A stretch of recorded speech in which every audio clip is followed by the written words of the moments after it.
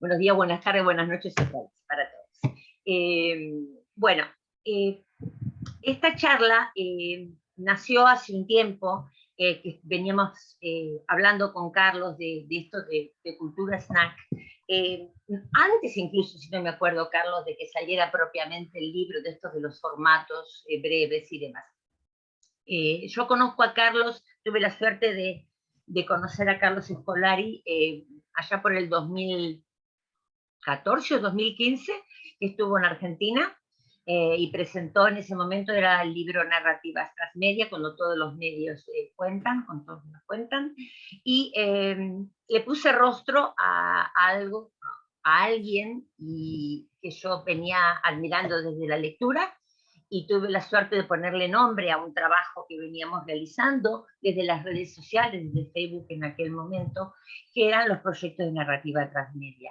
Así empezó, digamos, esta relación, y traté de ir incorporándome en cada cosa que fue Carlos haciendo, tratando de leer, porque me movilizaba, y si bien su área que publicaba o su área de trabajo, como voy a leer en su bibliografía, no era tanto de la lingüística aplicada como yo, venía trabajando en la enseñanza de español como lengua extranjera, todos sus aportes enriquecieron muchísimo mis clases y de muchos colegas que fueron trabajando desde aquel momento en esos proyectos. Así que soy muy agradecida de que Carlos pueda compartir estos momentos con nosotros.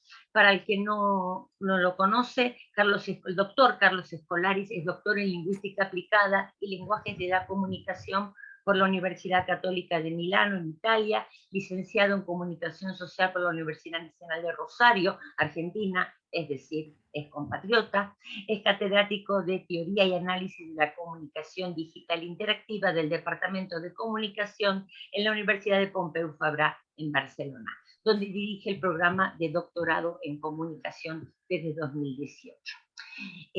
Además de su currículum académico, tiene una serie de libros sumamente interesantes, como he dicho, desde Narrativa Transmedia, como todos los medios cuentan, la Media Evolución, y entre otros el que vamos a tratar de hablar hoy, que es el de Cultura Snack, Cultura Snack, que es el último, bueno, no es el último, pero es, digamos, el que vamos hoy a presentar, el último que yo leí después otro libro que les voy a contar más tarde.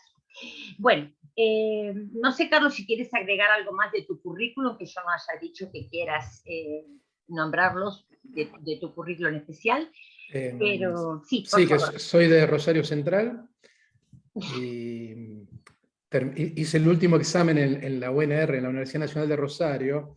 Hice el último examen el 24 de junio del 87, el día que nació Messi, en Rosario. Después, bueno, nada. De fútbol no hablamos, por favor. Como una independiente no hablamos de fútbol. Sí. Está claro, ¿no? Eso está claro. Acá defendemos colores, defendemos colores. Bueno, agradecerte la invitación, Marcela. Bueno, antes de comenzar la charla oficial, acá estábamos pensando cuándo nos habíamos visto por primera vez y habíamos empezado a hacer esta arqueología de los encuentros. Sí, yo creo que, bueno, desde ese primer encuentro en Argentina empezamos a hablar. Ustedes saben que hay muchos chistes de argentinos que nos echan en cara de que hablamos mucho. Bueno, ahí con Marcela es un buen ejemplo de estos chistes, porque estamos todo el día hablando, enviándonos bibliografía, experiencia, contactos, así que bueno, esto es una charla más de una larga conversación que esperemos que siga por muchísimo tiempo. Y bueno, digamos, todo lo que es la cuestión de enseñanza de lengua, enseñanza de una segunda lengua, un tema que para mí era totalmente alieno a mi interés y a mi formación, y bueno, el hecho de que ella, bueno, a ella le sirvió muchas cuestiones de transmedia que yo había trabajado, pero yo también me fui enterando de las posibilidades que tienen, en este caso, la narrativa transmedia, aplicándolos para la enseñanza de idiomas. Yo creo que bueno, ahí fue un mutuo enriquecimiento, y aparte que de esta conversación fueron surgiendo otras figuras, ¿no? Marian Ferrarelli, Noemí Lugo en México, como que se fue consolidando toda una red conversacional sumamente interesante, ¿no? Donde se habla de comunicación, transmedia, educación, lenguaje, ficción, bueno, hay toda una agenda ahí dando vuelta que se va actualizando permanentemente. Así que bueno, muchísimas gracias por la invitación. El formato es una charla, es un diálogo. Sí. Yo creo que sobre todo en estas conversaciones online, está bien hacer conferencias, a veces tipo la lecture que se dice en inglés, pero yo creo que es mucho más rico hacer formatos así dialógicos y después, bueno, al final también abrimos el juego y yo creo que es la forma de explotar mejor este tipo de plataformas. Bueno, y de hecho ese grupo que se formó, Carlos, a Patricia presente acá, Patricia Nigro, José Luis Fernández, o sea, Álvaro Liuzzi, Francisco Alvarelos, toda gente que fuimos trabajando en diferentes contextos y se fue creando un equipo realmente de trabajo muy interesante y llevando estos conceptos de narrativa transmedia que quizás en parte, digamos, esto que vamos a hablar hoy, tiene un poco de referencia a esto. A mí me gustaría, Carlos, si me permitís, empezar esta charla así informal, como estás diciendo, con una pequeña lectura del primer párrafo que me aparece en el libro, si me permitís. ¿Ok? Tiene el título de mini prólogo. Como cualquier otro texto, este también es el resultado de un trabajo intertextual. El lector no tardará en verificarlo. El autor ha saqueado textos a diestra y siniestra, así que acá tenemos un hombre peligroso, señores. Descubrió que es relativamente sencillo tomar prestados textos breves. Entran sin mayores problemas en la cartera de la dama o el bolsillo del caballero o caballero. En cambio, los textos largos. ¿Probó alguna vez el lector a robar las obras completas de Kant?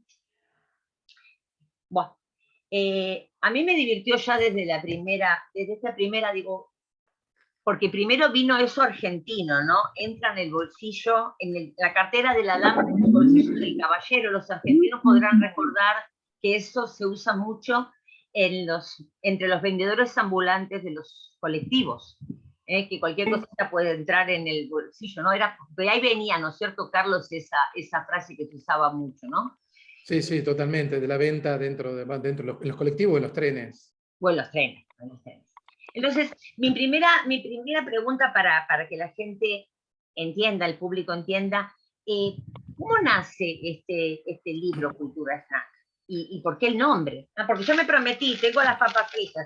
Les dije que tenían que traerse las papas fritas, así que prometimos. Carlos, por favor. Para seguir con la línea argentina hay que traer chisitos. No encontré chistes. No se consigue. No, acá bueno, no. yo les comento, bueno, yo estudié en Argentina, trabajé en la universidad hasta el año 90, en el 90 me fui a vivir a Italia y estuve prácticamente 8 o 9 años fuera de la universidad, ¿no? Estuve trabajando en el sector multimedia, sector de la comunicación empresarial, seguía leyendo, escribiendo así, pero digamos, estaba fuera de lo que era el entorno académico, no tenía una actividad académica. Y trabajé bastante tiempo en una oficina de marketing de una empresa vinculada al mundo de la construcción, que hacía toda una serie de productos industriales. Yo hacía, en esa época hacíamos campañas multimedia, porque la primera web de la empresa se la hice yo, allá por el 95, hacía los catálogos, fotografía digital, todo, era polifuncional. Y en esta empresa en Torino, en Italia, llegaban todos los meses revistas de diseño, ¿no? Ustedes saben que las revistas de diseño italianas están buenísimas, desde el contenido hasta la calidad de la impresión, ¿no? Como era una empresa que se movía entre arquitectura y diseño, nos llegaban un montón de revistas como Modo, Reseña, algunas revistas fabulosas. Y allá en el año, esto lo recuperé hace poco, porque la tenía guardada, en el 97 apareció esto. La revista se llama Reseña y estaba dedicada, el monográfico, a piccoli oggetti, pequeños objetos, y tenía obviamente la aguja, la alfiler acá de gancho, ¿no? Adentro se habla de lo que diríamos en Argentina los cositos, pequeñas piezas de diseño industrial, engranajes, los clips, ¿no? Acá están, hay engranajes. Está todo dedicado a los pequeños objetos, bueno, como automóvil, el Mini, ¿no? Todos estos cortaplumas, ¿no? Tipo el Victorinox, todo este tipo de cosas. Ganchitos, acá tienen todos los clips, se alcanzan a ver, ¿no? O sea, pequeños objetos industriales. Yo creo que fue esto lo que me hizo un poco clic y dije, pequeños objetos de la comunicación, ¿no? Pequeños formatos, decimos después, ¿no? Yo creo que en esa época, estoy hablando del 97, 98, armé una carpeta en el disco duro de mi computadora y empecé a meter cosas adentro, empecé a juntar cosas. Claro, en el 97 se creó, por primera vez nació Google. En esa época estaba Yahoo, Lycos para buscar en la web, ¿no? No había redes sociales, no había blogs. eh, digamos, había formatos breves propios del mundo digital, como el banner, podríamos decir. Obviamente en la web los vídeos tenían que ser cortitos, ¿no? Obviamente ya existían los videoclips, una serie de cosas. Pero, ¿qué pasa? Con la llegada de las redes sociales, ya la llamada web 2.0, a partir ya del 2004-2005, ¿no? Facebook el 2004, 2005 YouTube, 2006 por ahí ya aparece Twitter. Digamos que como que estos formatos empiezan a proliferar, ¿no? Y yo seguía metiendo cosas históricas y contemporáneas, seguía metiendo cosas en mi carpetita digital. Y allá por el año, creo, 2006-2007, este número no lo encuentro por ningún lado, no sé dónde fue a parar, la revista Wired, la Biblia de Silicon Valley, saca nota de portada Cultura Snack, Snack Culture, y hablaba de los traducidos, se dice, los bocadillos audiovisuales o textuales. Y ahí llamaba la atención sobre pequeñas piezas textuales que comenzaban a proliferar en las redes, empezando por el tweet, que en esa época eran 140 caracteres, a todo lo que vino después, ¿no? Piensen que al principio los vídeos en YouTube duraban pocos segundos, minutos, ¿no? Después se pudo ir extendiendo. O sea que todas estas plataformas estaban basadas en ese momento en contenidos muy breves. Y bueno, como que ahí ya entró en la recta final todo esto. Seguí juntando cosas y más o menos 10 años después, en el 2016-17, me puse a escribir. Me puse a escribir, el libro salió en el 2020, pero yo lo había entregado ya más de un año antes. ¿Eh? O sea que es un libro prepandémico. Y bueno, digamos que todo lo que viene en esa carpeta, empecé a sacar cosas y a la hora de escribir, como bien se notaba ya en el primer párrafo, el libro está escrito en tercera persona, hablo del autor, me gustaba así, quería romper. Yo hago todos estos libros medio extraños, o busco otro tipo de registro, porque estoy harto de la escritura científica, los papers, toda esa cosa aséptica de laboratorio, que la sigo publicando y me gusta publicar papers, me gusta que me acepten las revistas los papers, pero también quiero, digamos, escribir otras cosas. Entonces, bueno, elegí esa fórmula, ¿no? De hablar un poco en tercera persona del autor, quizá por influencia muy decimonónica, ¿no? De cuando él, como los libros, no sé, de Julio Verne o estas novelas clásicas del siglo XIX, ¿no? De cuando fulanito le pasó tal cosa, bueno, un poco así. Y, y lo escribí todo fragmentado, que es la otra cosa que me encantó, porque el libro está todo hecho de pequeñas frases o párrafos breves, una buena parte escritos por mí y otros he recopilado cosas, iba extrayendo, hice un trabajo muy bestia de ir extrayendo aforismos, Twitter, fui pescando cosas. Entonces un libro montado, ¿no? Es un libro montado con textos breves, quizá después en el otro que hicimos siguiente, que ahí está con Fernando Rapa, que es Media Evolution, ahí escribí muy poco también, pero ahí se ha agregado todo el juego gráfico, ¿no? Cultura Snack es una ensalada rusa, es un libro que tiene un hilo, ¿no? Pero que uno puede abrir en cualquier lugar y ponerse a leerlo, yo creo, en ese sentido. Y me gusta esta idea de, bueno, de poner piezas textuales diferentes a discutir entre sí. Yo creo que se habilita un juego interpretativo mucho más rico. Queda más evidente que el libro es una máquina textual, ¿no? De hecho, lo propones que el lector lo tome y vaya cambiando y no haga una lectura lineal, lo propones desde la primera página, que uno se divierta desde la lectura y lo vaya reorganizando esa lectura. Carlos, ¿podés decirnos qué te parece que influyó más? Todo ese proceso, todo ese tiempo que trabajaste o que venís trabajando con los conceptos de narrativa transmedia, o el desarrollo de la pandemia en sí, de la pandemia cuando la gente estaba mucho más conectada. ¿Cómo lo ves eso? A ver, el libro es prepandémico totalmente, ¿no? Se fue publicado en 2020, tendría que haber salido un año antes. Pero, no, yo creo, bueno, después de dedicarle tantos años al tema de narrativa transmedia, hay un diálogo muy fuerte acá, porque por ahí lo digo en un momento del libro.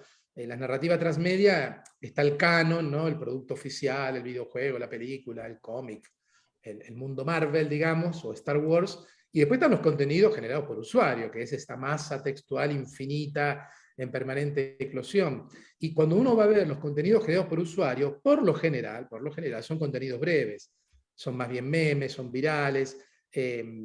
Hay cosas de fanfiction de gran extensión, por eso digo, no toda la cultura de los fans es breve, pero buena parte de estos contenidos generados por usuarios tienden a ser piezas breves de comunicación, ¿no? Así que como que ahí hay una superposición entre el universo snack y lo que era más la tradición que yo venía trabajando de analizar las narrativas transmedia. Y después lo pandémico, obviamente, lo pandémico aceleró aún más la aparición de formatos breves. Pensemos una plataforma como TikTok, que venía creciendo antes de la pandemia, se terminó de consolidar en la pandemia. TikTok ya ya tiene 1.000 millones de usuarios, es una brutalidad, ¿no? Y bueno, es otra de las redes que hace un culto de lo breve, ¿no? En ese sentido, la pandemia aceleró la producción de contenidos textuales breves, aceleró la circulación, toda esta locura textual, lo gaseoso, ¿no? Que digo al final del libro, la pandemia, digamos, aceleró un poco más eso, ¿no? Que ya estaba acelerado y multiplicado antes. Tenés el micro apagado, Marcela.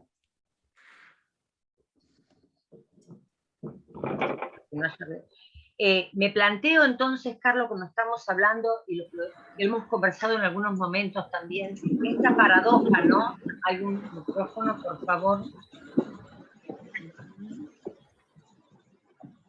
Por favor, cierren los micrófonos. ¿Ok? Gracias. Hay como...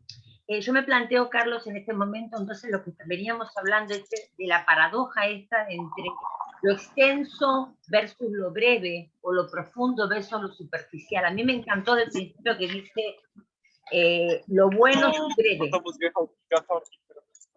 A ver, perdón. Creo que Marta tiene abierto el micrófono. Sí, a ver qué vuelo. Ahora puedo mirar. Un segundo. Y Mallorquín. Sí. Yanina. Sí. Por favor, cierren micrófonos. No sé Marta y Yanina. Sí, ahí ya está cerrando todo, Okay. No hay problema. Gracias. Ese también.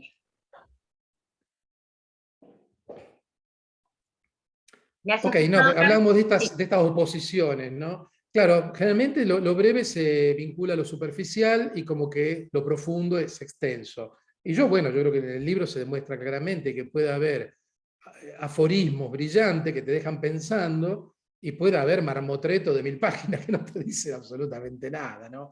Y también podríamos hablar a nivel de, puede haber un clip, para hablar del lenguaje audiovisual, que te hace pensar, te deja reflexionando, y puede haber una saga de 20 horas y no te deja nada, ¿no? O no te deja esta sensación de hacer un clic mental, ¿no? Hay que dejarte pensando. Eso por un lado.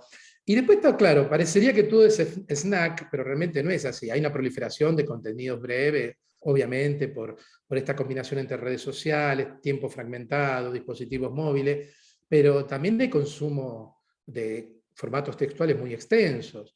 Pensemos toda esta saga que nos miramos en las plataformas, en Netflix, en HBO, todos los capítulos de una vez, el binge watching, que nos pasamos una maratón de serie un fin de semana. Si vamos a un público incluso más adolescente, pensemos en todas estas sagas de Harry Potter, Divergente, o sea, que son volúmenes, unos tochos gigantes, ¿no? O sea que también hay mucho consumo de textualidades extensas. No todo es efímero, no todo es cultura snack, ¿no? En ese sentido, el libro obviamente busca reivindicar esto, ¿no?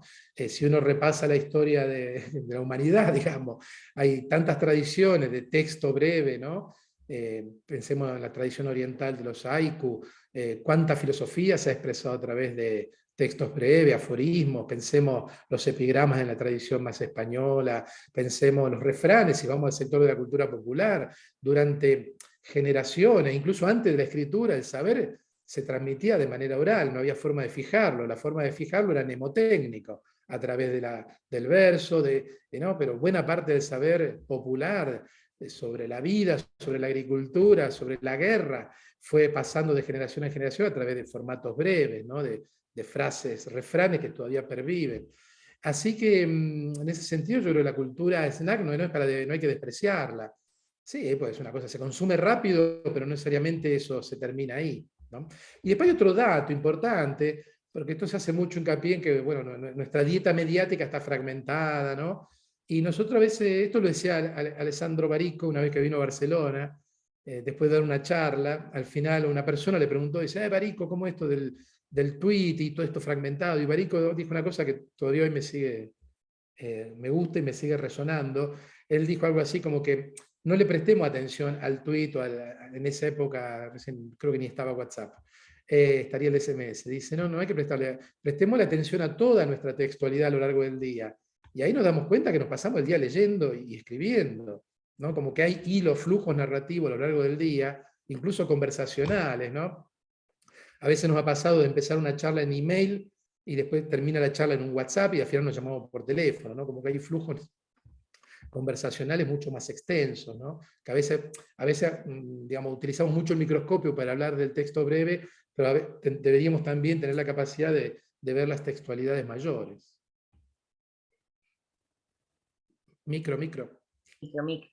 Entonces volvemos a lo mismo, no es una cuestión de moda, es una forma de comunicarnos, Carlos. Totalmente. Lo que pasa es que es el formato breve, digamos que en esta ecología de los medios, con las plataformas, las redes, etcétera, se encuentra su caldo de cultivo ideal, ¿no? Los refranes son meméticos, eran memes, destinados a pasar la información de generación en generación, sobre todo para la gente que no tenía acceso a la escritura, o no había escritura. En ese sentido, claro, ese formato que buscaba la viralidad, la permanencia, en las redes encuentra su caldo de cultivo ideal para circular, ¿no? Y no es casual que las fake news también sean formatos breves, ¿no? El Papa apoya a Trump. Claro, ya está. Es un titular de diario. Los diarios también sabían, la prensa conocía muy bien todo esto, ¿no? Pero las fake news también son cultura snack, obviamente. Incluso, por ejemplo, en un momento nombrás el tema del tweet. El aleteo de un tweet en la red puede provocar un tornado en el Nasdaq, en la bolsa. Totalmente, mire, eso lo escribí en el 2017-18, pasó hace unos días con Elon Musk, que hizo un comentario o sobre Tesla, no me acuerdo qué cosa, y ¿qué dijo? Que iba a comprar algo, no era Twitter. Bueno, el tema es que bajaron las acciones de un día para otro, de un segundo para otro, ¿no? Es así. No hubo ningún... Es una señal más de que estamos en una sociedad, en un ecosistema totalmente complejo. Porque esto es la teoría de la complejidad, la teoría del caos, ¿no? El famoso aleteo de la mariposa en China genera un tornado en Texas. Es la idea de la complejidad, ¿no? De un pequeño cambio, y esta idea es muy útil y yo creo que es fundamental para entender el mundo en que nos movemos hoy, ¿no? A un tipo se le ocurre mandar unos tanques, cruzar una frontera y eso repercute en todo el planeta. O mañana sale una tecnología, una vacuna, un virus de China, te da vuelta a todo el planeta. Eso es complejidad y yo creo, bueno, yo que hablo mucho de evolución de los medios y todo eso, tenemos que empezar a pensar en términos de complejidad y como dice Daniel Innerarity, filósofo político del País Vasco, tenemos que la política, los últimos libros de Daniel Innerarity son sobre la democracia, la complejidad de la política. Tenemos que empezar a hacer política y pensarla en términos complejos. Por lo que hace el populismo es justamente simplificar, ¿no? Blanco-negro, ¿no? La gente quiere tener las cosas claras, entonces el populismo le hace una lectura económica, simple, de la complejidad. Pero obviamente el mundo es complejo, no es blanco y negro. Y si no aprendemos a movernos así, claro, todo eso lleva a que la calidad de la democracia cae, no terminamos de entender lo que pasa en el planeta, no vamos a ser capaces de hacer frente a los grandes desafíos climáticos, ecológicos que tenemos.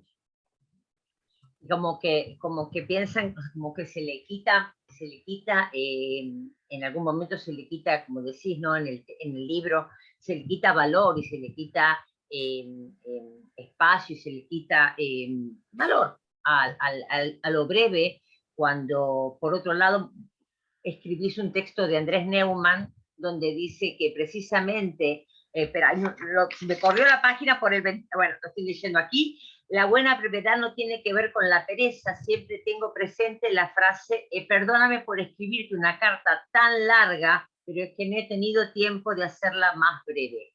La brevedad puede ser en algunos casos síntoma de pereza, falta de oración, pero la brevedad que me interesa es la búsqueda de la síntesis. de la Es así, elaboración. así. Escribir microficción, bueno, podemos usar esta famosa idea de Miguel Ángel de sacar el mármol hasta encontrar la estatua. Para hacer microficción o relatos breves, hay que sacar mucho mármol y pulir y pulir y pulir. Eh, eh, Ahí puede haber un debate, ¿no? Yo creo que, no sé, me parece más difícil escribir un cuento que escribir una novela. O sea, llegar a la perfección en un formato breve, donde cuanto más breve es el formato, menos se puede decir. Y más hay que sugerirlo para que, como diría Humberto Eco, el lector o la lectora coopere en la construcción del significado. Lo hermoso de la microficción y de los aforismos también es justamente esto, que lo que es tan breve que el resto lo ponemos nosotros, cuando los leemos y los interpretamos, y ahí empieza todo este juego de complicidad, ¿no? Obviamente la obra maestra de Monterroso, logré escribir como 100 páginas del libro sin mencionar Monterroso y el dinosaurio, ¿no? Cuando despertó el dinosaurio todavía estaba ahí. Es increíble, ¿no? Porque ese texto tan breve es una máquina textual que ha generado. Tengo un libro hasta sobre el dinosaurio, lo tengo acá, de este genio que es Lauro Zavala, que es un profe de México. Se llama El dinosaurio anotado, porque son todas historias, versiones a partir de la microficción del dinosaurio, ¿no? Y es brutal, es brutal. Cuentan una de las anécdotas que había una reunión de alta alcurnia en México y había una mujer muy bien vestida y estaba Monterroso. Y le dice, ¿usted qué escribió? No, escribí el cuento, escribí la obra del dinosaurio. Ay, dice, sí, lo empecé a leer, ya voy por la mitad, le dijo la mujer. ¿No? Bueno, es todo un universo, una galaxia de historias a partir del dinosaurio, ¿no? Después en un momento estaba un escritor mexicano, va a la casa de Monterroso y le dice el cuento, ¿no? Dice, y cuando despertó, el dinosaurio todavía estaba ahí. Le agregó la I inicial, ¿no? Y Monterroso le dijo, me lo está haciendo sonar como una obra de Dostoyevsky, ¿no? O de Tolstói, no sé qué, una cosa así, ¿no? O sea, es una fuente permanente de carambolas textuales, de discusiones, ¿no? Y pensemos, bueno, los aforismos de McLuhan, el medio es el mensaje, la aldea global, todas estas microcápsulas que han dado lugar a discusiones teóricas impresionantes. A compendios y a tesis doctorales después también. Pero a mí también me llamó mucho la atención de cuando leí el libro y después cuando llevé las ideas a clase, ¿no? Que vamos a hablar un poquito más en unos minutos más sobre pedagogía, educación, pero me llamó mucho la atención cuando presentaste también en el libro otros formatos, porque siempre que pensamos en el micro, pensamos en ese micro relato, en esa pequeña noticia, en ese titular del periódico, pero presentaste, por ejemplo, pequeñas miniaturas como los jardines o la casa de muñecas. Las esferas de cristal. Lo de la casa de muñecas es brutal porque, bueno, está toda esta cultura holandesa, diríamos, de los Países Bajos, cuando nació la primera burguesía, obviamente había que tener pinturas, pero también sobre todo las mujeres burguesas tenían que tener una casa de muñecas. Y llegó el caso de que había casas de muñecas que valían más que la casa real, y se hacían traer las pequeñas piecitas de porcelana de la China, ¿no? La compañía de las Indias también traían estas piezas, y yo he estado después en un par de exposiciones, bueno, algunas las había visto en el Rijksmuseum en Ámsterdam, y en Praga una vez fui a un congreso de comunicación y había una exposición de casas de muñeca que era una cosa alucinante, ¿no? Y yo creo que, bueno, el juego fractal, que se habla bastante de lo fractal, hay una casa de muñecas hecha en los Países Bajos que incluye una casa de muñecas en una pequeña habitación. No, incluso el mini museo que se presenta, que es como una Sí, la casita. Wunderkammer, sí, la cámara sí, sí, también ahí, ¿no? Este deseo del coleccionismo también forma parte de la cultura snack, ¿no? Esta cultura enciclopedista que era también del capitalismo que se expandía y armaban estas salas con fósiles, bueno, un poco de todo, ¿no? Esto de coleccionar lo enciclopédico yo creo que está vinculado a la cultura snack, ¿no? Esto de juntar pequeñas piecitas de todo el planeta y tenerlo todo ahí. Bueno, no sé si hay gente seguramente de México. En México yo creo que hay una tradición enciclopedista también de juntar pequeñas cosas. Está el Museo del Estanquillo, que era de Monsiváis, que él fue coleccionando piezas, cosas de cultura popular mexicana, pequeñitas, y hay un museo en el centro de Ciudad de México dedicado a estas colecciones, ¿no? Otro que era muy coleccionista era Salvador Elizondo, un escritor también mexicano, que él también trabajó mucho esto y coleccionaba cosas, ¿no? Estas pequeñas piezas. Bueno, yo es un poco lo que hice yo coleccionando piezas textuales, pero también son productos físicos, ¿no? Están estos artistas que hacen pequeñas esculturas, ¿no? Que incluso las dejan por la calle. En el libro menciono, por ejemplo, los CIPO, los encendedores, los mecheros, como decimos en España, de la guerra de Vietnam, que se los daban a los soldados, y los soldados ahí grababan dibujos en el metal, en sus horas libres donde no combatían, escribían cosas, frases, ¿no? Estamos rodeados. Después está el microteatro, obras de teatro efímero. Esto en Argentina, cuando fue la gran crisis del 2001, muchas obras de teatro empezaron a ser breves, se representaban en los living de las casas, ¿no? Hay microteatro, hay microcómic, ¿no? Ya en la Segunda Guerra Mundial, en Argentina, en Italia, en España también, el papel era carísimo, entonces empezaron a hacer cómics con lo que sobraba de los recortes de los diarios. Una vez que cuando cortaban revista o diario o libro, quedaban tiras de papel, entonces para no tirarla, esto pasó en Argentina también, había pequeños cómics que en una tirita y se hacían pequeños libritos para aprovechar al máximo el papel, ¿no? En los años 70 las vanguardias italianas retomaron esta tradición de microformato en el cómic. O sea, ahí, donde uno mire va a encontrar formatos breves. Como expresión de comunicación, lo pensás como expresión de arte, ¿cómo lo...? Las dos cosas. Las dos cosas. Las dos cosas, sí, sí. Porque A por mí un me lado llamó la está... atención lo de los granitos de arroz que contaste. Sí, Me lo puedo sí. imaginar.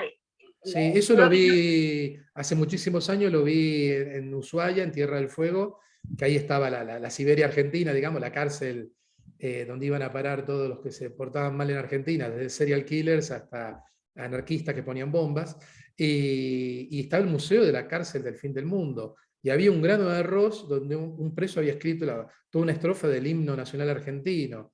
Decía...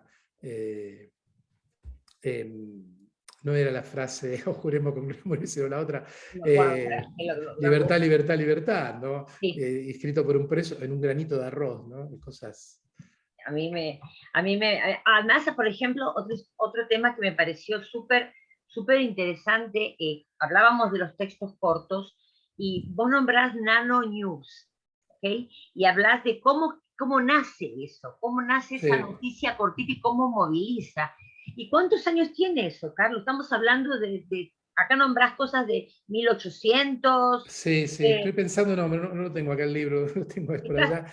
Feniot era un francés anarquista duro, de estos tirabombas, y el tipo era periodista, y entre finales del 800 inicio del 900 él escribía en París y empezó a hacer la noticia de 3 líneas, ¿no? Y contaba en tweets, contaba historias de cosas que pasaban sobre todo en la campiña francesa, asesinatos, ¿no? Visitas de autoridades, ¿no? Es increíble porque eran tweets, eran historias en 3 líneas, pequeños tweets que te cuentan la vida en Francia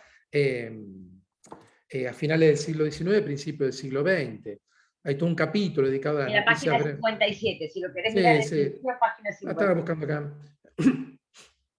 Está en la página 57, toda la parte. Sí, estoy buscando alguna.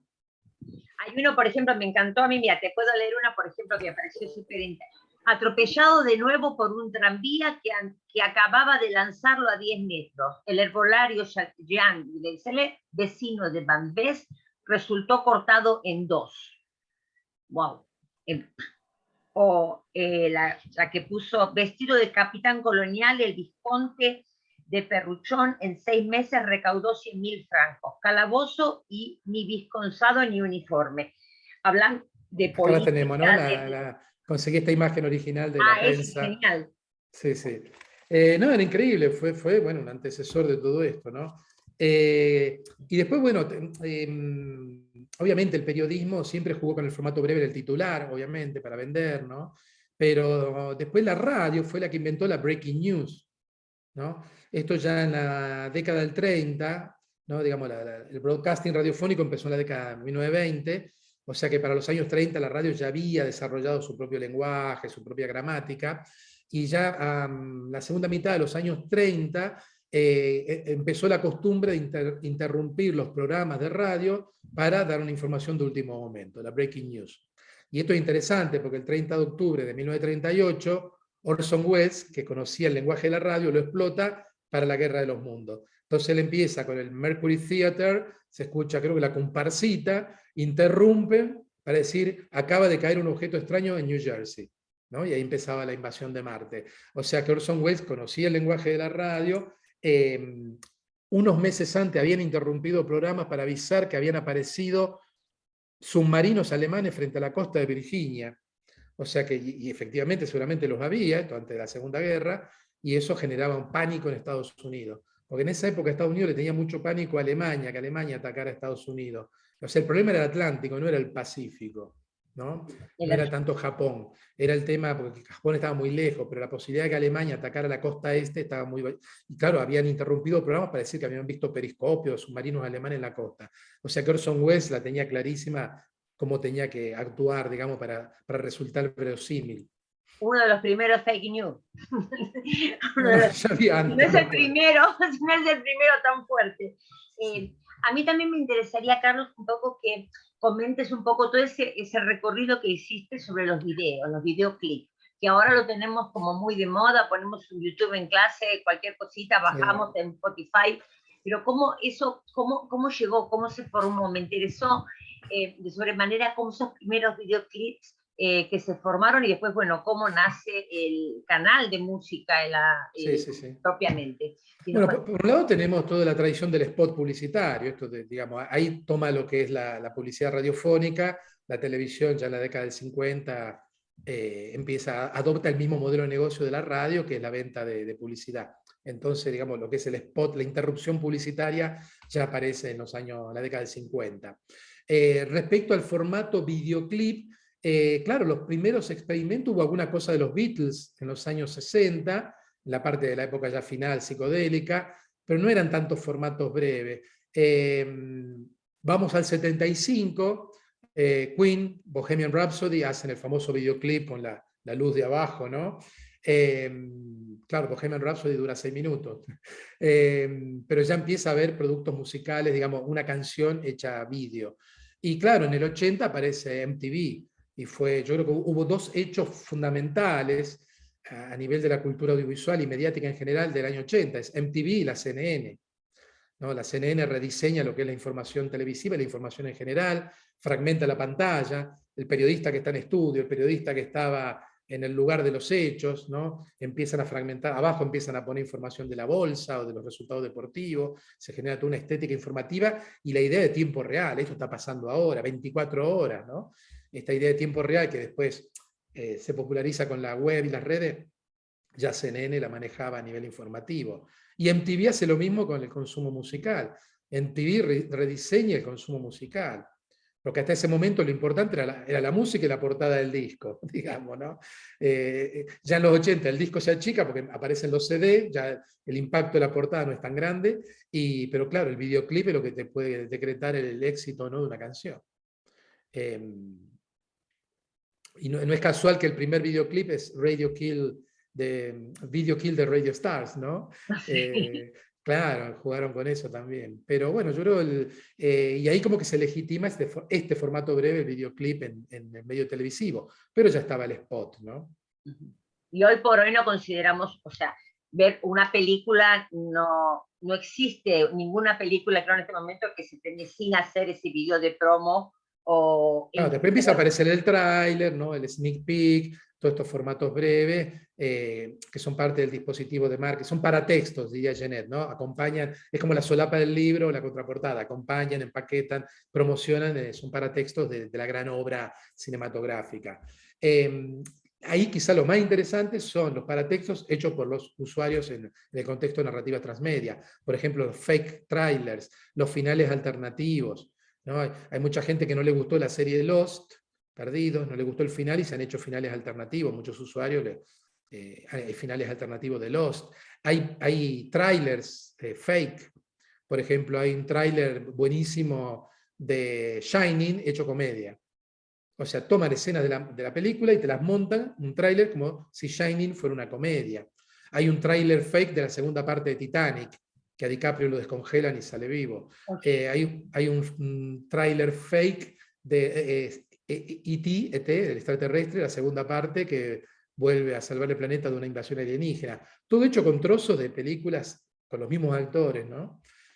No, la creatividad de lo que es la cultura fan o de la cultura colaborativa es brutal. Y como dije antes, muchas de estas producciones son formatos breves. Y no siempre, al menos por la experiencia que hemos tenido en diferentes, usarlos en diferentes formatos en las clases, por ejemplo, que en mi área no siempre ven realmente o sienten realmente lo que va a pasar después en la película, no siempre el tráiler de la película, ese formato breve que es un paratexto, tiene, o sea, quizás el que lo diseñó lo ve, pero no siempre el espectador, el consumidor, lo ve de la misma forma. Así que a veces hubo una especie de, nos pasó varias veces que hubo así como una especie de no comprensión del texto, de lo que realmente después pasaba en la película. O que, Totalmente, eso es una carnada para agarrar público. Capaz que la película es muy aburrida, hay dos explosiones y te hacen un tráiler con las dos explosiones. Y dices, voy a ver una película de aventura y persecuciones, pero no pasa absolutamente no. nada. Y teniendo un hijo que trabaja con el tema de cine y filmaciones, me ha hecho muchas veces críticas muy fuertes con respecto a lo que pasa o no pasa en los trailers o lo que ellos les hacían para producir los materiales nuevos. Me gustaría vamos para acá, los últimos minutos, los últimos 10 minutos de esta charla, y me gustaría meterme en el tema de estos formatos, pero dentro de educación. Dentro de la educación primero universitario, que es lo que se presentan los materiales como la parte de educación universitaria, y también después a nivel de materiales pedagógicos en general, Carlos. ¿Nos podés un poco a ver tu opinión sobre ese tema? El otro día, bueno, salió un estudio de cómo se están acortando la extensión de los libros en el mercado estadounidense o a nivel global. Sigue habiendo novelas muy largas, pero la norma es que generalmente se están acortando. Y yo creo que si hiciéramos un estudio de la extensión de las tesis doctorales pasaría exactamente lo mismo. Yo creo que, bueno, yo dirijo ahora un programa de doctorado en comunicación y un poco la tendencia, hace 10, 15 años se entregaban tesis en 2 volúmenes de 700 páginas cada uno, con anexos y todo. Ahora, claro, la tesis tienden a ser informes de investigación más breves, se entrega una memoria USB con 500 páginas, tablas de datos, digamos, pero ya digamos, la misma escritura se ha ido reduciendo. Quizás las viejas tesis en humanidades y ciencias sociales, no sé, lo que era el estado de la cuestión era media tesis, ahora eso es impensable, ¿no? Se ha ido achicando para privilegiar la parte analítica, los resultados, lo que realmente aporta la tesis. Pero si nos vamos ya al otro extremo breve, por ejemplo, bueno, acá en Cataluña hay un concurso, justo en estos días se está haciendo, se llama el RIN 4. El RIN 4 es un concurso para doctorandos y doctorandas que tienen que presentar en un vídeo su investigación en 4 minutos. No son los 18 de una conferencia TED, 4 minutos, ¿no? Y bueno, se hace el concurso en cada universidad. Hasta ahora venían ganando siempre los de ciencias biológicas, que no sé, tenían esta cosa que estaban haciendo investigaciones con cromosoma ADN y te hacían una exposición con pelotita de colores y te explicaban una investigación en 4 minutos. Son unos genios. Y después, claro, se iba a la gran final. Bueno, hay otro concurso de ahora de estos días que se llama Hilotesis, que es explicar tu investigación en un hilo de Twitter, ¿no? Claro, yo a veces he retuiteado estos hilotesis, el hashtag es hilotesis. Y alguno me dice, pero eso no es investigar. Claro, no es que la gente hace tweets, la gente investiga, hace su tesis, publica sus artículos científicos, pero además, ¿no? A la hora de difundir lo que están haciendo, aprovechan, digamos, estos formatos breves. No es que una decadencia de la investigación, no, digamos, seamos serios, ¿no? Pero yo creo que refuerza lo que es la difusión del conocimiento científico.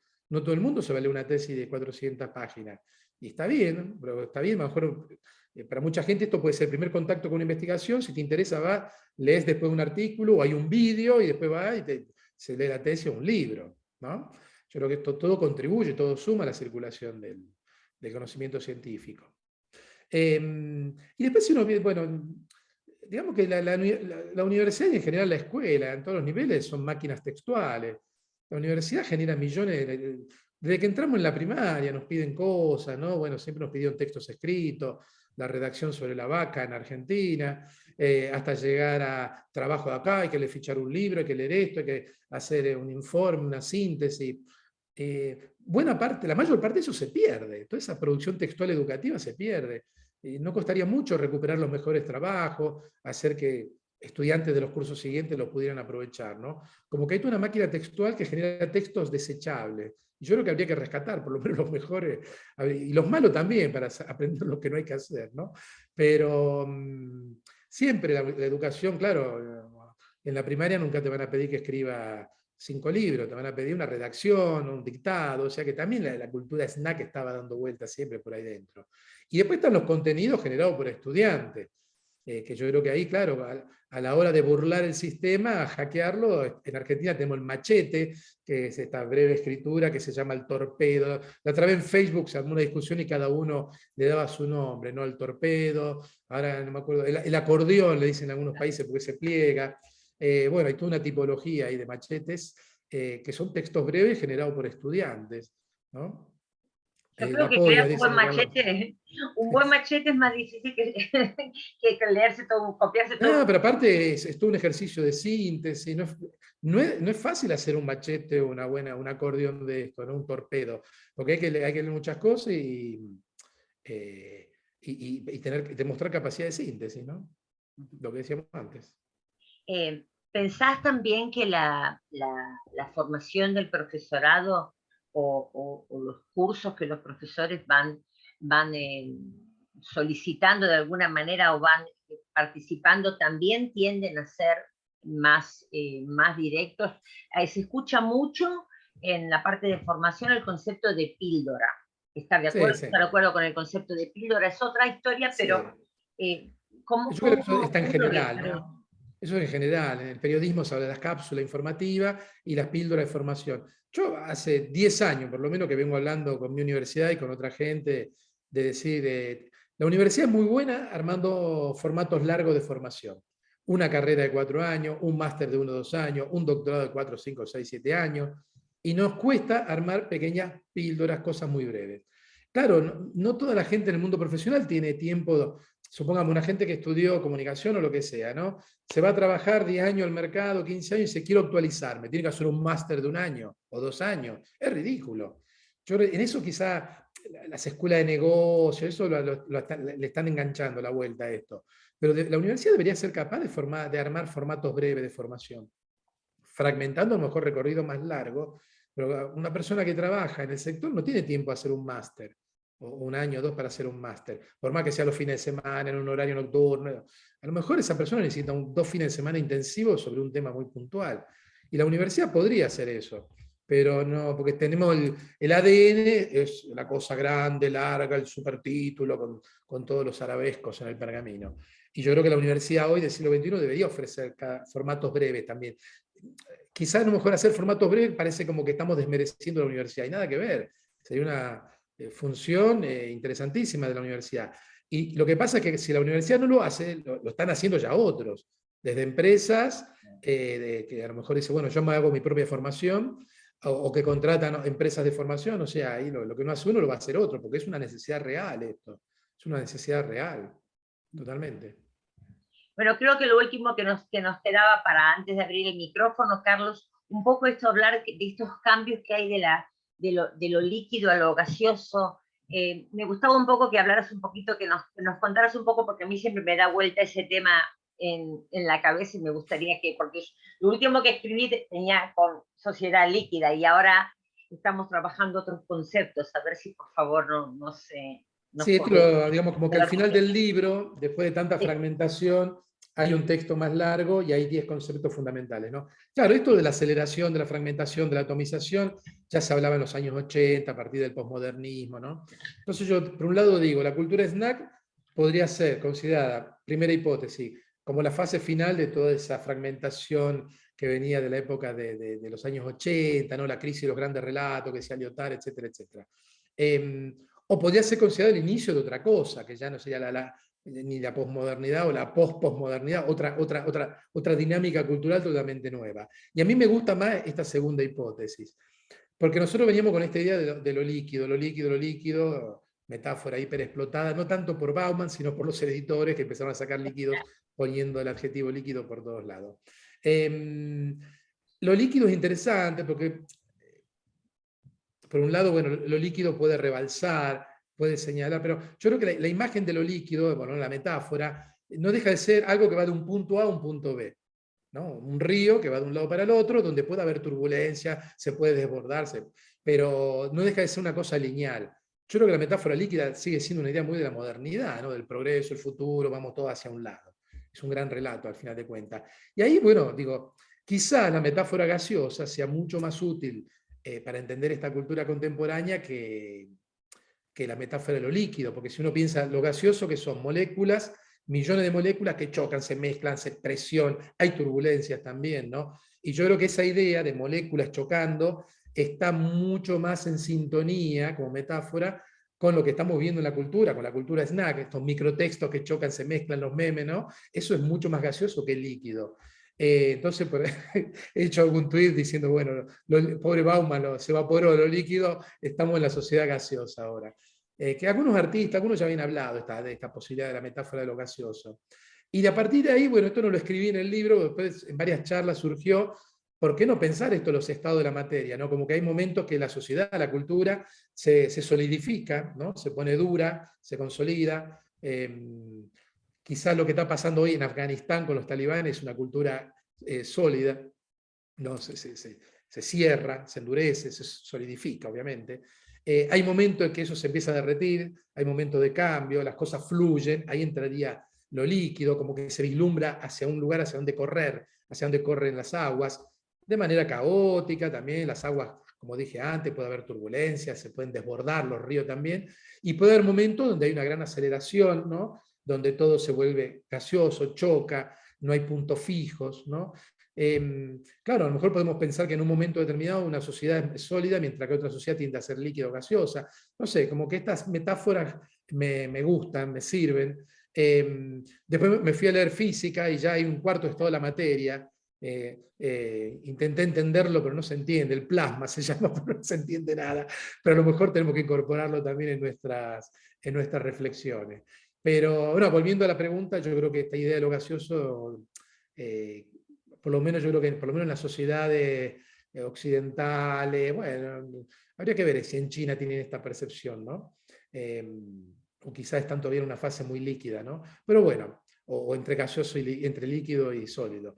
Pero bueno, veremos. Pero yo creo que a menos nuestra realidad en Occidente va mucho por el lado de esto, de lo gaseoso y lo efímero, ¿no? De estas moléculas textuales, en este caso, que chocan y se van mezclando, hacen presión. A mí esta idea de caos gaseoso me gusta, ¿no? A mí me gusta la educación porque lo veo como el hipertexto, como que de repente abrís y va de un lado hacia el otro, pero después se puede juntar un contenido con el otro y se solidifica y después se puede volver a extender y separar y digregar en diferentes lugares. Yo lo veo así, lo veo como que los contenidos o las cosas que vamos distribuyendo en la sociedad pueden hacer ese tipo, las redes que se van construyendo como más gaseosas y no como líquidas. A mí realmente me parece eso muy interesante de lo que se vive el día a día, ¿no? En el trabajo. Bueno, no sé si son casi bueno, para mí las 8, ¿no? Voy a cambiar de sistema. Okay. Las 7 casi, pusimos de 6 a 7. No sé si quieres agregar algo más, Carlos, antes de que abra preguntas. Voy a ir leyendo el chat mientras, a ver si tenemos algo. No, solo agregar que yo me divertí mucho armando este collage de cosas, quedaron muchas cosas afuera, tampoco quería hacer un tocho gigante, pero bueno, no descarto volver a escribir otro libro con este formato así tan fragmentado, me gusta, me divierte, porque me gustan los juegos que se arman, ¿no? Justamente esto de juntar textos pequeños, más largos, más cortos, algunas cosas hechas por mí, juntar 2 o 3 autores ahí, yo creo que se arman efectos de sentido sumamente interesantes. Y yo creo, bueno, también es buscar la complicidad, ¿no? De la gente que lee y que participe en este juego de choque textual, ¿no? A nivel personal te puedo decir que primero como lectora me divertí, como pedís que nos divertamos, pero a nivel de profesora te puedo decir que lo pude desarmar. Carlos me dio permiso para desarmarlo, no es que fui solita a desarmarlo, me dijo, podés desarmarlo, podés sacarlo, ¿ves? Y me dio muchísimo juego, los conceptos, los materiales, cómo trabajarlo con cursos de conversación y con cursos de hasta de inicial, porque la Casa de las Muñecas la trabajamos desde el inicial. O sea que me parece que tiene mucha riqueza el material, por eso es que te quería invitar, Carlos, a que lo presentaras el libro, más allá de la lectura de un libro o cómo lo lea cada uno, al que le interese más o menos el tema de la comunicación, la semiótica y la textualidad, la literacidad, sino también a nivel de pedagogía, lo digo, Carlos. A nivel de pedagogía me pareció sumamente rico y explotable. Si alguno quiere abrir micrófono, estoy leyendo comentarios, te puedo leer alguno, Carlos. Sí. Por ejemplo, a ver, están hablando de las tesis, acá hay varios comentarios con respecto a las tesis, ¿ok? Las tesis en artículos, que no las leen incluso algunos jurados, también hay críticas sobre el tema. Enumerar datos, Ecuador, la polla le dicen en Ecuador, Carlos, Sí, sí. al machete. El único problema que veo con la cultura naca es la resistencia de los apocalípticos XT. Eric nos dice esto. El único problema que ve la resistencia de los apocalípticos. Sí, como dijimos antes, mucha gente considera que solo lo extenso tiene valor y lo breve no, pero bueno, la historia de la cultura está llena de ejemplos que un poco van en contra de esa. Quizá lo que molesta no es tanto el formato breve, sino la acumulación de lo breve, la circulación rápida. Eso es lo que deja perplejo sobre todo a la generación boomer, digamos. Pero eso es interesante, porque ahora hablamos de la aceleración, que esto no se aguanta más, tanta información. Y si uno lee artículos, cosas que se escribieron a principios del siglo XIX, era lo mismo. O sea, es la modernidad en realidad, ¿no? Que empieza a acelerarse. Cuando apareció el tren, estamos hablando de principios de 1800, primeras décadas de 1800, y en 1812 le ponen una máquina a vapor a la imprenta, en el diario The Times, y empiezan a largar diarios a saco, ¿no? Claro, ahí ya se empezó a vivir la cosa, como diría McLuhan, ¿no? Esos medios cambiaron la percepción de lo que era el tiempo, el espacio, de lo que era viajar. O sea que esta idea de agobio informativo, esta idea de velocidad, nosotros nos quejamos ahora, pero no es nueva. Obviamente estamos en otra esfera mucho más rápida, si se quiere, y la explosión textual es brutal, pero no es un sentimiento nuevo, ya lleva 200 años esto. Y te puedo decir que un poco más, porque leí un libro que se llama Perennia, que es una tesis doctoral de Mónica Guayer, perdóname, no me acuerdo el apellido, es catalana, está editado por la editorial Godal Ediciones de Cataluña, y ella trabajó, y su tesis doctoral está basada en epitafios, en textos breves que están en las tumbas. En algún momento en el libro que creo que mencionas, Santelito. Obviamente. Y si hablamos de textos efímeros de modernidad, son tumbas de la época incluso de los romanos, algunos que tenían posición económica y dejaban su huella, querían dejar su huella en la historia y escribían pequeñas frases, o sea que este texto breve y de dejar con el tiempo, que el tiempo transcurre, no es tan moderno, no es tan de la En Pompeya había graffiti en las paredes. Acá hay una pregunta de Gonzalo Pisco. Hay una tiktokerización de las redes sociales dentro de la cultura. Porque bueno, TikTok impuso toda una interfaz de navegación vertical, el formato breve ya existía, ¿no? Ya sea YouTube en su momento, pero en Instagram, Vine en su momento también tenían formatos vídeo breve. Yo no sé hasta dónde otras redes, o sea, puede pasar que adopten formatos tipo TikTok o no, mantengan su especificidad. Ahí hay mucha promiscuidad en las redes, a lo mejor lo que funciona en una red funciona en la otra, o la copian, o no sé, veremos. TikTok, bueno, recibió muchas críticas, ¿no? Repito, pasó 1.000 millones de usuarios, ya tiene, muchísimo. TikTok es la primera red social china que entra en Occidente, y yo creo que va a ser la última, porque en China hay un montón de redes sociales, plataformas que acá no tenemos idea y que no las van a dejar entrar. Acá fue Donald Trump que intentó frenarla y no pudo, TikTok, porque ya estaba instalada, sobre todo entre el público más adolescente. Pero está muy criticada también por toda esta gestualidad, ¿no? Bueno, cuando se paragona las redes sociales con la máquina tragamoneda de Las Vegas, ¿no? Que está el gesto de bajar palanca, según algunas personas como investigadoras, como Shoshana Zuboff, TikTok repite este gesto automático, ¿no? El mismo gesto adictivo, si se quiere, que tienen las máquinas tragamoneda en Las Vegas. pero bueno, yo no sé si habrá, hay de todo, ¿no? Porque, por ejemplo, sí, tenemos un auge de TikTok, pero tenemos un auge de Twitch, y en Twitch las transmisiones duran horas, y horas, y horas, y horas. Es un formato hiper extenso. O sea que veremos, no sé si todas las redes se van a TikTokizar, no creo, porque si no perderían mucho de... Podría pasar que alguna característica de TikTok pase a otra red, ¿no? Pero también está la diferencia que puedan mantener. Y después está la cuestión de la generación, hay mucha migración. Hoy TikTok es la red de la gente más joven. De acá 5 años, 10 años habrá otras redes, porque la gente más joven, cuando ve que los padres o los hermanos mayores están en una red, no van a esa, se van a otra. Esto es lo que ha pasado en los últimos 20 años. Te Están puedo muy contar que sesgadas generacionalmente las redes. Te puedo contar, Carlos, que vi una serie de TikTok bastante extensa de gente religiosa, por ejemplo, que no es de acá en Israel, que no son tan jóvenes, promocionando diferentes cosas que querían que la gente supiera de cómo, cuándo prender las velas o no prender las velas, digamos, preceptos Sí, del sí. judaísmo a través de TikTok. Y tú pensabas que los religiosos no iban a entrar, pero sin embargo entraron No. dentro de sus parámetros. Bueno, No, Liz, incluso a nivel educativo es una red que se pueden hacer cosas. sí, Así como había booktubers, hoy tenemos los TikTokers que hablan de libros, los booktokers y hacen micro reseñas de libros, o sea, como en todas las redes, hay de todo. Lizzy quiere hacer una pregunta. ¿Quieres abrir el micrófono, Lizzy?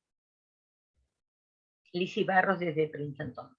Oh, muchísimas gracias, Carlos. Realmente muy interesante. Y te hago la pregunta desde mi casa, a 10 minutos del lugar donde descendieron los marcianos de Orson Welles. ¿Cómo se llama? Hill. ¿Cómo se llama el nombre? No, ¿El West pueblito? Windsor. West Windsor. Ok. Grover Grover Hill. Grover Mills. Grover Mills, Grover Mills. Robert Ahí es donde cayó el primer cilindro. Ojo, Bueno. ¿eh? Digamos, me interesó muchísimo la charla y lo quisiera llevar un poquito hacia el lado de la elección de textos, de microtextos, para el aula de L.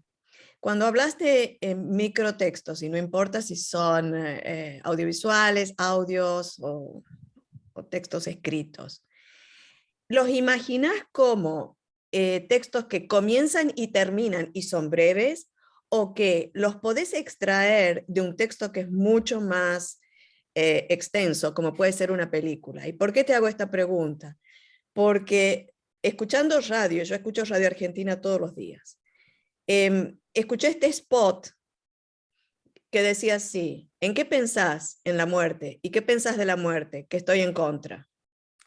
Ese pequeño spot que te da muchísimo juego, porque después le podés preguntar al alumno, ¿y qué pensás vos o a qué se refiere, etcétera, etcétera? Es parte de un gran texto que es una película, mi obra maestra. Entonces, cuando pensás en esa cultura snack, ¿nace y muere como algo muy acotado, como algo muy snack, o lo podés extraer de algo que evidentemente no es un snack? Están las dos cosas, porque hay piezas snack que han nacido, ya fueron diseñadas, podemos decir, para la brevedad. No sé si hay la gente que escribe microficción, o hay gente que escribe libros de aforismo, escriben aforismo. Acá tengo uno, por ejemplo, una recopilación de Clara Obligado en Página de Espuma, ¿no? Por favor, sea breve, ¿no? Es una recopilación de textos breves. Lo fascinante de este libro, a mí me encanta, es que el primer texto tiene 2 páginas y se van achicando hasta llegar a la microficción de una línea al final del libro, ¿no? Bueno, claro, estos fueron textos diseñados, pero acá dentro yo creo que, si no recuerdo mal, hay textos extraídos, ¿no? Por ejemplo, McLuhan escribía y cada tanto en medio de un párrafo, al final de un párrafo te metía el aforismo, que es lo que después toma vida. Y yo creo que hay de todo, hay de todo. Sobre eso hay grandes debates teóricos, académicos, en los congresos de microficción, que ha habido ya unos cuantos, se habla de estos temas también, ¿no? Hay microformatos que son extraídos totalmente. Hay memes también que son extraídos, ¿no? Pensemos la novena sinfonía de Beethoven, son las 3, 4 primeras notas lo que se convirtió en meme, no el resto. Pero están las dos posibilidades. Puede haber formatos de snack que ya nacen snack, o puede haber, hay extracción, ya sea de obras de ficción como de obras de ensayo, totalmente. pensemos la teoría de la relatividad de Einstein. El meme es la fórmula, eso venía de un paper, de un artículo, ¿no? Es una extracción total. Gracias. Gracias, Lizzy. Una próxima pregunta. Alicia nos dice, ¿cómo articular lo breve con lo profundo? No, lo que decíamos, esto es una tradición de aforismo, todo eso digamos, que te dejan pensando, digámoslo así, ¿no? Si pensamos en profundidad como una cosa que dice, mira, te obliga a volver una y otra vez, ¿no? Sobre el tema y a profundizarlo. Yo lo entiendo por ese lado, ¿no? Generalmente, bueno, digamos, venimos de una cultura donde lo profundo es escrito y largo, ¿no? Esto me acuerdo ya hace muchísimos años, Alejandro Piscitelli, bueno, no sé, él reivindicaba, no sé, hace años, décadas, Blade Runner es una peli que te deja pensando, y no es un texto escrito, es un texto audiovisual, ¿no? Y si uno repasa la historia del cine, del audiovisual, cuántas obras digamos, que tienen una profundidad, una sensibilidad, una capacidad de dejarte ahí pasmado, ¿no? Impresionante, ¿no? O sea que también hay que reivindicar lo audiovisual. Y en ese sentido también reivindicar los textos breves. No todos los textos breves son así, pero hay de todo. Pero puede ser un meme, una cosa tan... por algo circulan tanto estas cosas, ¿no? Algo queda de todo esto. Habrá una cosa muy efímera, pero después hay piezas que te dejan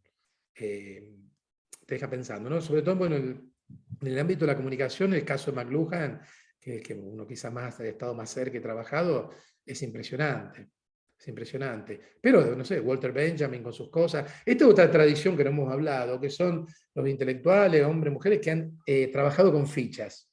Walter Benjamin con todo el tema de los pasajes, Nietzsche, Roland Barthes, en el año 2002, creo, fue el centenario de Roland Barthes, no creo. Bueno, en París había una exposición sobre Roland Barthes en el Pompidou y habían reconstruido parte de su fichero. Y el tipo tenía ficha, iba fichando, y todos sus libros después nacían de esas fichas, ¿no? O sea que también hay una cultura snack en fase de producción, diría, del lado de la producción, diría Alicia Oberón, ¿no? No tanto como resultado final, que a lo mejor es un texto largo, pero cultura snack en el momento de producción. Hay un comentario, Carlos, que es de Enrique. Dice, bueno, gracias por la charla, querido Carlos. En Inglaterra existe una empresa que se encarga de hacer podcast de trabajos académicos para mayor difusión. Eso sí, cobran miles de dólares. Sí, hay toda industria de las tesis también, todo lo de las tesinas, ¿no? Eso. Bueno. Yo hasta he sacado fotos de cartelitos en las universidades, hago tesis. Sí. A ver, Patricia Nigro, pregunte. Pregunta, Patricia, sí, por favor. Yo quería decir dos cosas que tienen que ver con es un solo tema, pero tiene que ver con una de mis obsesiones, que es el tema de lo gaseoso y lo líquido, ¿no es cierto? Es decir, no creo que Bauman sea inocente y que la gente usó la palabra líquida nada más. Creo que tiene como 40 libros que te usan el adjetivo líquido, así que... Sí, pero muchos fueron traducidos, los editores locales le han puesto líquido. Le metieron líquido. O capaz que al hacer una entrevista y después, le ponían, no sé, el deporte líquido. Claro, quedó hablaban de fútbol y después ponían el deporte líquido al libro. Sí, no, bueno, y quería decir un poco que la idea de lo gaseoso es en realidad de una frase de Marx, todos los sólidos se desvanecen en el aire. El libro de Marshall Berman de los 80, Marshall Berman escribió ese libro es uno de maravilloso. los libros clave del posmodernismo. Sí. Exactamente, y bueno, y yo me acuerdo que yo estudié la maestría, cuando hacía la maestría en ciencia del lenguaje en los años 95, y me encantó ese libro. Y cuando en hipermediaciones, no, en este libro leí yo por una vez el tema de lo gaseoso, digo, bueno, era hora que otra vez se hable de eso y terminemos con lo líquido, basta de líquido, porque no está pasando otra cosa, ¿no? Es decir, son como metáforas que se solidifican y todo el mundo repite las mismas cosas, ¿no? Y bueno, en un punto hay que replanteárselas hasta cuándo tiene sentido si el clima cambió. Después de la pandemia, el mundo entero cambió. Yo estuve el fin de semana en Olavarría, al sur de la provincia de Buenos Aires, y todo el mundo se confundía, la fecha. Decía, no, hace mucho tiempo. Bueno, no, hace 2 años, antes de la pandemia. Totalmente. Después, no, hace mucho. O no, fue ayer. No, claro, no, fue antes de la pandemia. O sea, realmente después de la pandemia hubo una especie de gran confusión mental, digamos, donde todos los esquemas cambiaron. Había ayer un tuit de Carrión que decía que su experiencia que en estos días que estuvo en Argentina era, bueno, he sobrevivido, ¿no? Es decir, la gente que siente que, bueno, a pesar de todos los horrores de la enfermedad, sobrevivió, ¿no es cierto? Entonces eso me parece entender que el clima de época es otro, es otro, que hay que replantearse estas metáforas.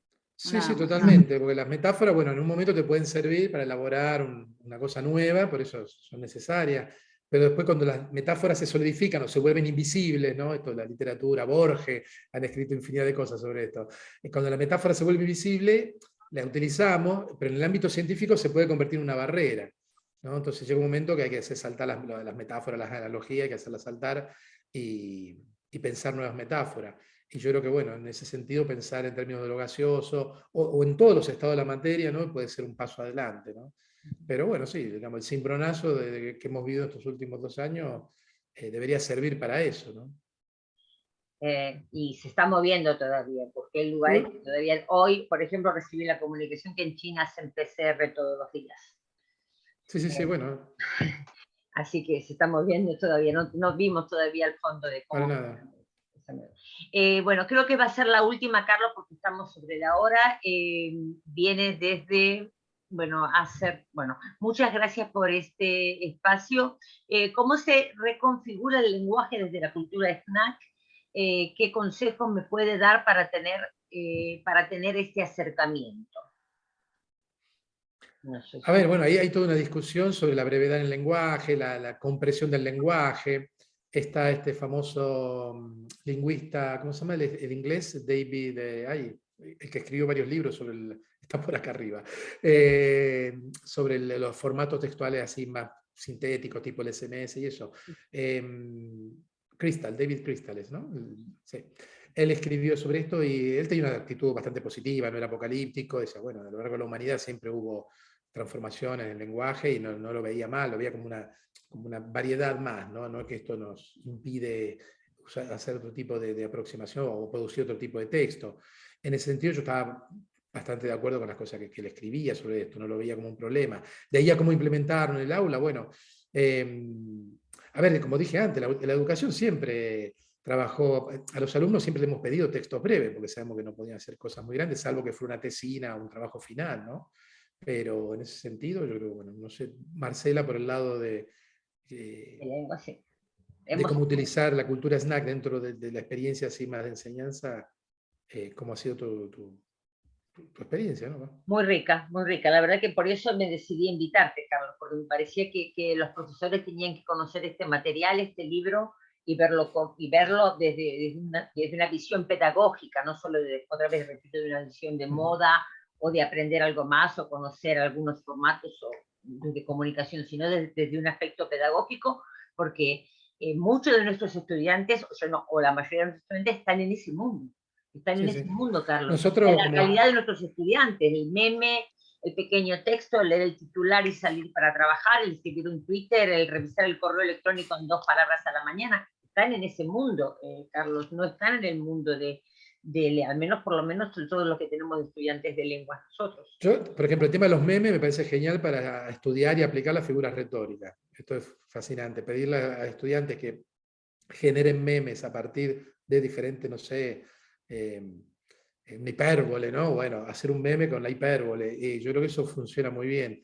Y después, por ejemplo, nosotros en la universidad, en una asignatura de temas digitales, ¿no? Trabajamos nuevos conceptos, blockchain, ¿no? Todas estas cosas, y le pedíamos a cada grupo, en una época le pedimos vídeos muy breves, y han hecho unas cosas brutales, de 4 minutos, y el año pasado le pedimos podcast.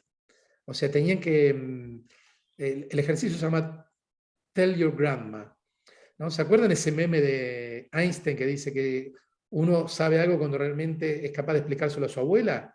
Bueno, entonces el ejercicio es explícale a tu abuela blockchain en 4 minutos en un podcast o en un vídeo, ¿no? Entonces, claro, hacían una cosa buenísima. Por eso con vídeo, incluso con animaciones, ¿no? Y con el podcast, bueno, con efecto de sonido, todo. Y entonces era bajar un nivel pedagógico, pero claro, para poder explicárselo a la abuela tenía que entender ello antes de que iba, ¿no? Y yo creo, bueno, son formatos snack, son piezas, a lo mejor 2 o 3 minutos que después compartimos con todos los otros grupos, ¿no? Como que se queda un diccionario oral ahí. Y esas cosas se la pasan re bien aparte, ¿no? Además hay todo un tema de pragmática, todo un tema de apropiación del lenguaje, de transformación que se da desde lo real. Carlos, estoy totalmente de acuerdo en que eso hay que explotar. Bueno, nos estamos pasando del tiempo, la gente también, ya prometimos cerrar esta hora aproximadamente. A mí me gustaría, Carlos, leer como cierre. El autor se divirtió mucho escribiendo este libro. Espero que los lectores digan lo mismo al leerlo. Sin embargo, al autor le cuesta pensar en un lector riendo a grandes carcajadas. Más bien risitas cortas, como las que está imaginando ahora mismo mientras lo escribe. El autor espera que lo pasen mal. Es la verdad. Me fui, lo leí porque cuando lo leía, te lo leí ahora porque cuando yo iba leyendo el libro, me lo llevé a mi mesa de luz y todas las noches me leía un poquitito, me esbozaba una sonrisa y dije, ok, si yo me divierto, lo más factible que haga consiga que la gente que tengo cerca también se divierta. La imagen que tenía en mente de esas risitas breves era el perro patán de los dibujos. Uy, uy, uy, uy, uy. Bueno, antes de cerrar, quiero mostrarles otro libro que a mí me encantó leer, La Gran Enciclopedia Argentina, que es una ficción con mucho de historia, con mucho de realidad, pero una ficción que lleva y presenta muy bien momentos muy especiales de la historia argentina a través de un hilo conductor. Pueden leer Patricia, a ver dónde te veo por ahí, Patricia, pueden leer la síntesis, la reseña que Patricia Nigro hizo, ahora lo puedo poner en el chat también, sobre este libro, escrito por Carlos Escolari, así que realmente a mí me encantó. Primero quería leer porque a mí me gusta leer historia, pero realmente está tratado desde otra forma, y para los que les interesa trabajar textos para el pensamiento crítico y la búsqueda de información y demás en las clases de conversación, excelente material también. Bueno, y si me también hay mucha, bueno, parte de cultura snack, porque la Gran Enciclopedia Argentina claro, está escrita en fichas, y el libro está sembrado de fichas de la Gran Enciclopedia Argentina. Las fichitas de Uriburu. También hay algo snack ahí. De Uriburu, que me obligaste a buscar toda la familia Uriburu, te digo, para ver qué estabas mintiendo y qué estabas diciendo la verdad. La verdad, me senté un día y empecé a hacer el árbol genealógico de la familia Uriburu. Y lo conté en clase cómo se había enriquecido además. Bueno, para cerrar, un minutito antes de saludar a Carlos, quiero recordarles, comentarles que vamos a hacer nuestra próxima charla. Yo me tomo casi un mes y algo de pausa, sería el 30 de junio, con la doctora Marga Lindo, que nos va a presentar la lingüística del amor, un material sumamente interesante sobre distintos aspectos del lenguaje y los sentimientos y cómo nos expresamos y cómo manifestamos nuestras ideas a través del lenguaje de los sentimientos y de las emociones, que realmente en español tenemos mucho para hablar. Es un trabajo que ha realizado con la doctora María Méndez Santos también. Y bueno, y de mi parte, el 18 de junio tenemos un nuevo taller importante sobre reinventar las clases en diferentes formatos, clases de lengua extranjera en diferentes formatos, que va a estar, que lo organiza el Instituto Cervantes de Múnich. Así que ahí no soy yo sola la anfitriona, es el Instituto Cervantes de Múnich. Bueno, sin más, quiero primero agradecer a Carlos su generosidad. Cuando me dijo que sí, ni yo misma me lo creía que él iba a tener conmigo, acompañándome, porque, bueno, primero porque es un capo en lo que hace, y segundo, lo digo en argentino, y segundo porque realmente es muy generoso con su sabiduría y su quehacer totalmente, y nos permite conocer gente como Patricia Nigro, como Mariana Ferrarelli, como Francisco Alvarelo, como mucha gente, como Noemí, y lástima que no la tenemos hoy, Noemí Lugo, que fue el primer proyecto de narrativa transmedia que tomé de base, sobre el Quijote. Sí, sí. Está por salir el libro. Que trabajas con chicos, Paula tiene que literatura, Paula, narrativa transmedia hecha por... Está por salir el libro, el libro Noemí, que es, bueno, es la tesis transformada en libro, digamos, y está por salir ahora en México. Sí. Así que bueno. Este ya lo tengo pedido, lo estoy esperando, ¿eh? Llego tarde. Bueno, Muchísimas gracias a todos. Gracias, Carlos, otra vez por haber estado con nosotros. Que tengan todos buenas noches. Que nos podamos encontrar presencialmente en breve en algún lugar del planeta. Y bueno, mis cariños a todos. En unos días va a estar, junto con la publicación que hicimos sobre cultura snack en el blog de Sin Fronteras, va a estar agregado el video de esta charla para que quiera consultarlo, como también la bibliografía recomendada y los materiales que hemos comentado en esta charla a disposición de todas las personas que asistieron. Así que muchísimas gracias. Muchas gracias. Hasta la próxima. Hasta la próxima. Buenas noches. Buenos días, buenas noches.